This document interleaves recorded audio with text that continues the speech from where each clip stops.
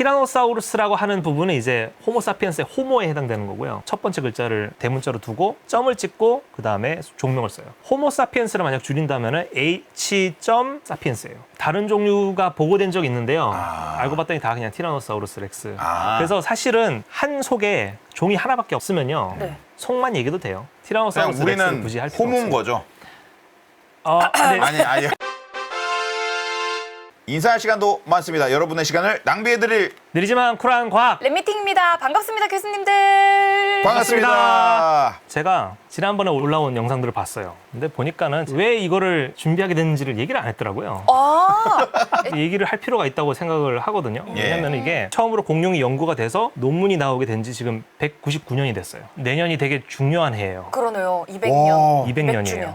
되게 중요한 해라서 사실 내년 초에는 런던 자연사박물관에서도 공룡 관련 심포지움을 하나 열고요. 되게 중요한 해입니다. 그래서 사실 제가 이거를 준비를 하게 된 거예요. 공룡의 그동안 200년 동안 복원된 모습이 어떻게 변해왔는지를 좀 보여드리고 싶어가지고. 복원된 역사. 네, 맨 처음에 보여드릴 슬라이드는 지금으로부터 199년 전쯤에 그려진 공룡의 초창기 복원도고요. 우리가 알고 있는 공룡이랑 많이 다르게 생겼죠. 저게 지금 이구아노돈이라는 동물이고 오른쪽에 있는 게 당시에 그려진 복원도고요. 왼쪽에 이제 우리가 현재 이구아노돈이라고 생각을 하면은 학자들이 그리는 모습이에요. 오른쪽 그림을 보면은 코에 뿔이 하나 나 있죠. 제가 원래 뿔이 아니라 발톱이었다라는 것때 말씀드렸었고요. 근데 당시에 발견된 공룡 뼈들이 다 파편으로밖에 발견되지 않았습니다. 대퇴부 일부, 그러니까 허벅지뼈 일부, 척추뼈 몇 개, 이빨 몇 개. 그래가지고 복원을 하는데 애를 먹었어요. 일단은 코끼리만한 동물이고 크고 하니까는 코끼리가 네 발로 걷죠. 얘네들 다 네 발로 걸었을 거라고 생각을 한 거예요. 당시에 복원된 공룡들은 다 네 발로 걷는 모습으로 그려졌어요. 두 발로 걷는 공룡은 없었어요. 나중에 이제 왈츠. 이 사진 맞아요. 진짜 웃기던데. 공룡과의 왈츠. 영국의 고생물학자들이 처음 공룡을 연구를 하게 되었고요. 나중에 이 학자들이 미국으로 건너가게 되면서 미국은 좀 더 이제 땅덩어리가 넓고 보존율이 좋은 공룡 화석들이 있어가지고요. 발견해 봤더니 드디어 이제 앞다리랑 뒷다리가 모두 보존된 애들이 발견이 되기 시작한 거예요. 그랬더니 뒷다리랑 앞다리 길이가 다른 애들이 있는 거예요. 그걸 통해서 모든 공룡은 아니지만 그래도 적어도 일부 공룡은 두 발로 걸었다는 거를 알게 되었고요. 근데 두 발로 걷는 파충류를 상상하기가 되게 어려웠어요. 그 당시. 그러니까 저런 그림이 나오게 된 거고요. 그 다음에 이제 발견된 애들이 어떤 애들이냐면은 고래만한 크기의 공룡들이었어요. 고래만한 크기. 예, 대표적인 용각류. 머리는 작고 목은 길고 다리는 이제 기둥 형태인 목 긴 공룡들인데 얘들이 또 고래만하잖아요. 고래는 또 어디 살아요? 물속에 물속에 사니까. 물속에 사니까 당연히 그래서 얘네도 이렇게 예측을 한 거예요? 물에 살아야 몸이 좀 약간 부력에 의해 가지고 뜨니까. 살지 않았을까 감당을 생각을 하려면 물에 살아야 된다. 그래서 이거 가지고 독일 학자들이랑 미국 학자들이랑 대판 싸웠어요. 땅을 얘네들이 배를 들고 다리를 아래를 뻗고 걸었느냐, 오늘날의 도마뱀처럼 쩍 버리고 배를 질질 끌고 걸었느냐 가지고 싸워요. 지금 승자는 미국 팀이 됐죠. 미국. 결국에는 이게 그럴 수밖에 없는 게요. 독일에서는 이렇게 덩치 큰 목긴 공룡이 제가 알기로는 없는 걸로 알고 있어요. 화석이. 네. 그래서 이 사람들도 다 그냥 그 미국 학자들이 연구한 자료를 토대로 그냥 그렇게 복원을 했던 거였고요. 그림으로 보고 연구를 하니까는 당연히 그런 상상을 할 수밖에 없었던 거죠. 미국 팀은 당연히 이거를 이제 제대로 뒷받침해 줄 수 있었던 거는 목긴 공룡은 웬만하면 다 미국에서 나오거든요. 미국 학자들 그걸 직접 이제 조립도 해보고 하다 보니까는 그걸 이제 반박을 할 수가 있었던 거예요. 배를 끌려는 게 말이 안 되는 게 배가 너무 커가지고 땅을 파면서 배를 끌고 가야 하는 게 말이 안 된다는 거를 밝혀냈고요. 그 논쟁이 있고 난 다음에 발견된 게 티라노사우루스예요. 공룡 연구 역사의 거의 한 절반쯤 되는 시기쯤에 티라노사우루스가 발견이 된 거예요. 티라노사우루스는 맨 처음에 발견됐을 거라고 생각하는 사람들이 많은데 그렇지 않고요. 초창기에는 메갈로사우루스라든지 알로사우루스가 사실은 당시에는 인기가 많은 육식공룡이었어요. 그래서 그때 그 지어진 소설 있죠. 아서 코난 도일의 그 잃어버린 세계라든지 보면은 알로사우루스가 등장해요. 거기선 주인공이 알로사우루스였군요. 주인공은 사람이죠. 근데 이제 거기에 등장하는 사악한 육식공룡이 이제 알로사우루스가 나오고요. 그 다음에 나중에 이걸 영화로 만들 때 티라노사우루스가 발견이 돼요. 원래 알로사우루스가 등장해야 될 영화인데 그때 만들어진 영화를 보면 티라노사우루스가 등장을 하게 돼요. 티라노사우루스가 발견됐을 때 시점까지 제가 지난번에 얘기를 했던 것 같아요. 이제 오늘은 그럼 그 이후에 우리가 공룡을 어떻게 복원했는지에 대한 이야기군요. 네, 이게 초창기에 이제 처음으로 세워진 티라노사우루스의 골격 표본이에요. 얘가 이 친구가 지금 이 주라기 공원 로고에 등장하는 친구예요. 로고에. 그래서 맨 처음에 발견된 티라노사우루스는 아니에요. 맨 처음에 발견된 티라노사우루스는 너무 파편으로만 발견돼가지고요. 이게 아마 세 번째로 발견된 티라노사우루스 거예요. 보존율이 그나마 제일 좋아가지고 저걸 토대로 나머지 부분들을 이제 끼워 맞추면서 이제 만들었고요.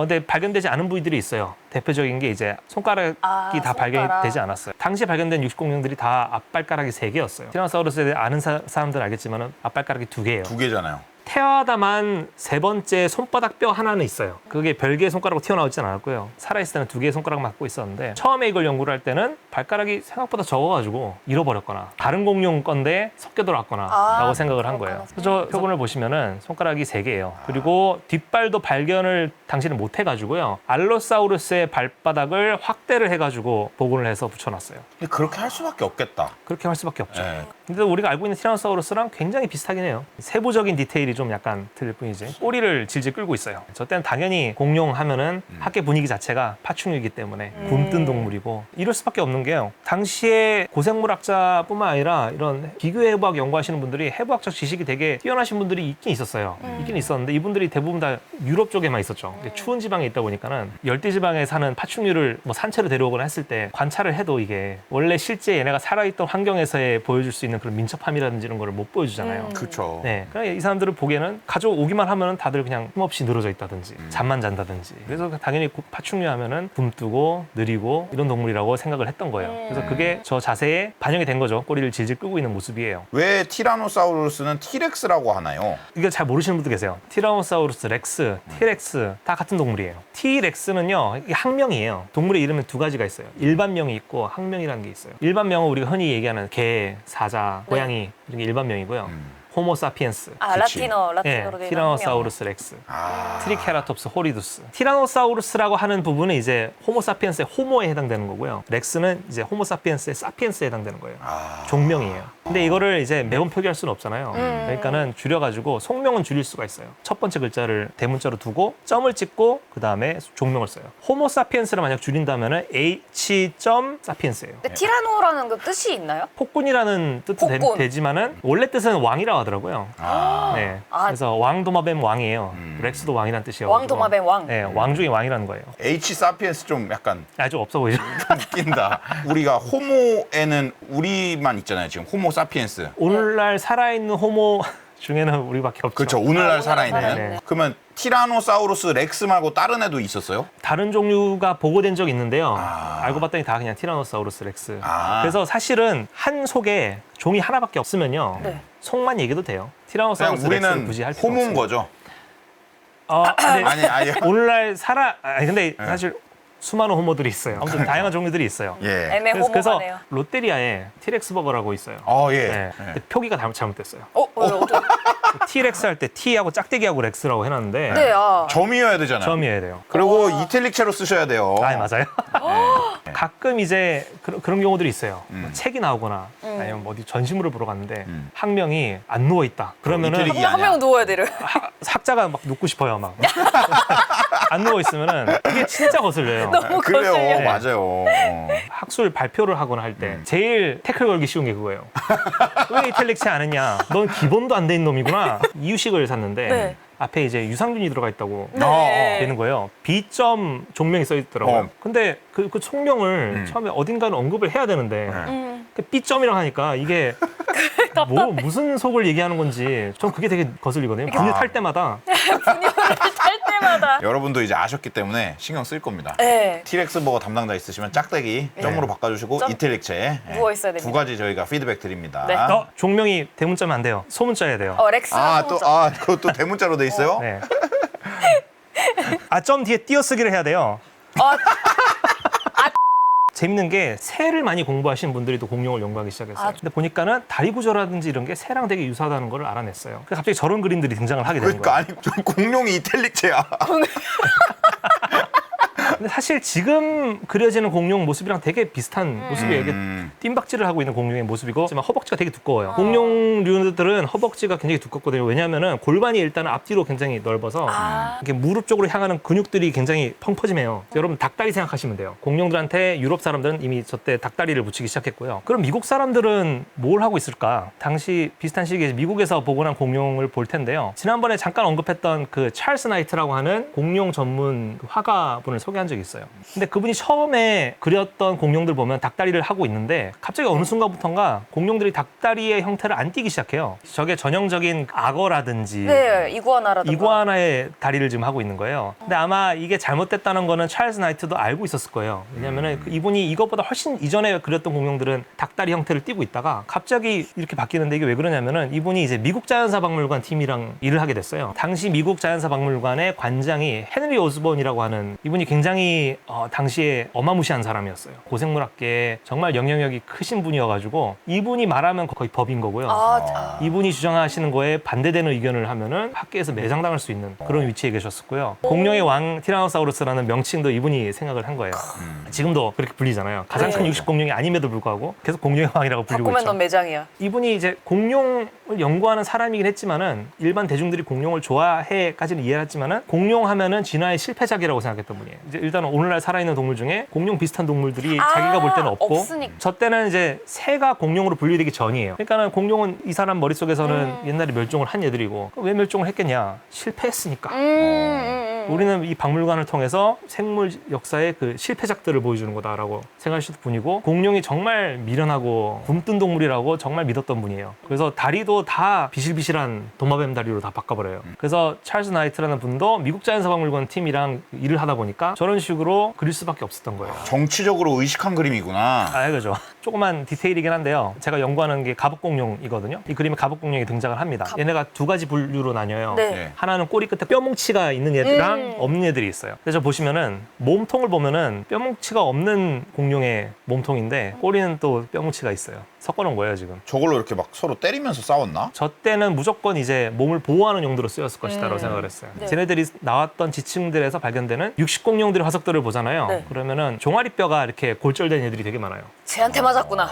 쟤한테 맞았을 걸로 저는 생각을 하고 있어요. 추정을. 그리고 또 재밌는 게 갑옷공룡들도 서로 이 옆구리 쪽에 맞은 자국들이 되게 많이 나와요. 자기들끼리도 네. 맞았구나. 네. 1차적으로는 저기 성선택. 그래서 얘네들도 보면 아기 때는 적이 없어요. 어느 정도 나이가 좀 들었을 때 적이 확 생겨요. 사실 육식공룡한테는 되게 치명적인 거예요. 왜냐면 육식공룡들은 다 두 발로 걷잖아요. 네. 두 발로 걷는 동물인데 다리 하나를 못 쓰면은 그럼 그냥 바로. 그거는 그 해의 겨울은 넘기기 힘든 그렇죠. 상황이 되는 거예요. 그렇죠. 그래서 여기가 어디냐면요. 미국의 예일대 피바디 와, 뮤지엄입니다. 저기에 전시되어 있는 공룡들의 대부분은 지난번에 제가 잠깐 소개했던 오스니엘 마시라고 하는 과학자분이 모으셨던 것들 대부분이 저기랑 그다음 스미소니언에 가 있는데요. 이 골격 뒤에 보면은요. 벽화가 하나 있습니다. 네. 네. 제가 개인적으로 좋아하는 벽화인데요. 이 벽화의 제목이 뭐냐면은 The Age of Reptiles예요. 파충류의 파충류의 시대. 시대. 저 공룡 한 마리만 하더라도 거의 25m가 나는데 우와. 저 공룡보다 긴 거예요. 그래서 원래는 벽돌 벽이었어요. 당시에 박물관장이 화가 한 명을 고용을 해서 여기다가 이제 여기 전시되어 있는 공룡들 복원도를 여러 장을 그려서 도배를 해놓자라고 한 거예요. 근데 화가분이 아니다. 차라리 그냥 전체를 다 덮는 벽화를 자기가 그리겠다. 역으로 제안을 해서 5년 걸렸을 거예요. 와. 굉장히 오래 걸렸어요.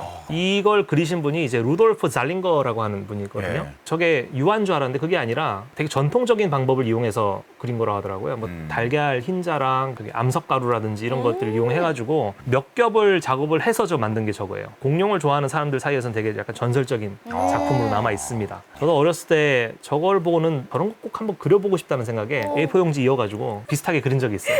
저게 이제 공룡의 흥망세를 표현한 그림이에요. 처음에 파충류가 등장했을 때의 네. 모습, 초창기의 공룡, 거대한 목 긴 공룡, 맨 마지막에 이제 백악기가 끝날 시대에 살았던 공룡 해가지고 만들고요. 저걸 바로 그린 것도 아니에요. 조그만 걸로 그려놓고는 거기서 이제 박물관장한테 허락을 받고 그걸 그대로 옮기는 거예요. 앞쪽에 등장하는 동물들은 거의 1대1 사이즈예요. 와, 네. 진짜 정교하다. 멋있다. 시대를 나무를 이용해서 나눴어요. 그래서 이분이 처음에는 이제 조그만 크기로 그렸을 때는 사실 디테일하게는 못 그렸어요. 큰 벽에다 옮기니까는 생각보다 공간이 많이 남는 거예요. 그래서 그때부터는 식물 굉장히 디테일하게 그리고 식물 종류도 정확하게 저 시대에 살았던 식물. 저기 또 시조새도 있거든요. 시조새 깃털도 다 이렇게 일일이 하고 공룡의 비늘도 다 일일이 묘사를 했어요. 그래서 Age of Reptiles라는 그림은 두 개가 존재해요. 하나는 벽화, 하나는 조그만 스케일의 그림. 그래서 당시에는 되게 획기적인 유명한 그림이어가지고요. 라이프 매거진에 네. 실려요, 이게. 당시에는 저 큰 벽화를 사진 찍을 수 있는 기술이 없어가지고요. 네. 저 벽화를 소개하는 기사는 있는데 결국에는 이 조그만 그림을 촬영을 해가지고 조그만 그림. 확대해서 넣었다 하더라고요. 그 두 그림을 구분할 수 있는 방법이 있어요. 저기 이게 지금 브론토사우루스예요. 안신욕을 하고 있는데 네. 주둥이에 지금 잎사귀를 물고 있죠. 조그만한 스케일에는 그냥 잎사귀만 하나 물고 있는데 그 큰 스케일로 보면은 잎사귀가 몇 개 떨어지는 것까지 다 그러네. 표현을 했어요. 그리고 왜 이유는 모르겠지만은 큰 스케일 그 벽화에 있는 시조새는 색이 갈색인데요. 조그만 스케일에서는 되게 화려한 붉은색이에요. 또 다른 특징이 또 하나 더 있는 게 그게 뭐냐면요. 우와. 마지막에 모퉁이에 보면은 이제 저기 루돌프 잘린거 저기 네, 사인 사인. 있죠. 옆에 저걸 추가했어요. 백악기 말에 살았던 포유류예요. 공룡의 시대가 끝난 다음에 포유류의 시대라고 하잖아요. 네. 신생들의 포유류의 시대라고 하는데 백악기 말 대멸종이 끝난 다음에 포유류가 등장했을 거라고 생각하는 사람이 진짜 많아요. 근데 그렇지 않거든요. 공룡이랑 비슷한 시간에 등장을 해요. 근데 공룡한테 한번 지죠. 공룡의 그 탄생 편에서 제가 말씀드렸죠. 공룡한테 집니다. 져가지고 트라이아스기, 쥐라기, 백악기 동안에 되게 작은 크기로 살아남다가 맨 마지막에 백악기 대멸종 사건 때 거대한 공룡들이 사라지면서 얘네들 자리를 들어가면서 커지는 거예요. 트라이아스기 때부터는 있었을 거예요. 포유류가. 네. 근데 화석이 없었기 때문에 백악기에만 이렇게 마지막에 잠깐 한 마리만 이렇게 추가를 한 거죠. 이야. 저 때는 이빨화석들이 발견된 것들이 있어가지고 백악기에만 일단 한 마리를 넣은 거예요. 요 그림에 가장 왼쪽에 등장하는 공룡이 하나 있는데요. 티라노사우루스예요. 정말 약간 앞발이 비율이 좀 특이한 그렇죠. 것 같은데요? 온전한 티라노사우루스의 앞발이 발견되기 전이고요. 네. 일단은요. 보면 딱 봐도 배가 볼록하고 굼뜬 모습을 하고 있잖아요. 저 때도 공룡 하면은 굼떴다라고 다들 생각할 때였고요. 저 때가 또 되게 슬픈 게 공룡 연구가 많이 안 되던 시기예요. 미국뿐만 아니라 뭐 다른 나라에서 딱히 뭔가 순수 학문에 딱히 투자를 안 하던 때여가지고 저 때 나온 공룡 논문들이 몇 개 없어요. 그러다 보니까 공룡학자들이 돈을 벌기 위해서 갑자기 막 무슨 뭐 만화 프로젝트에 합류한다든지 이런 경우들이 많아졌어요. 근데 저 티라노사우루스가 재밌는 게 저 매거진에도 등장하고 해서 네. 티라노사우루스 하면은 다들 저런 이미지를 생각하게 된 거예요. 저 때 비스무리한 시기쯤에 만들어진 괴수가 있어요. 고질라예요. 고질라. 네. 아. 고질라가 이 잘린거의 그림에 영향을 많이 받았다고 하더라고요.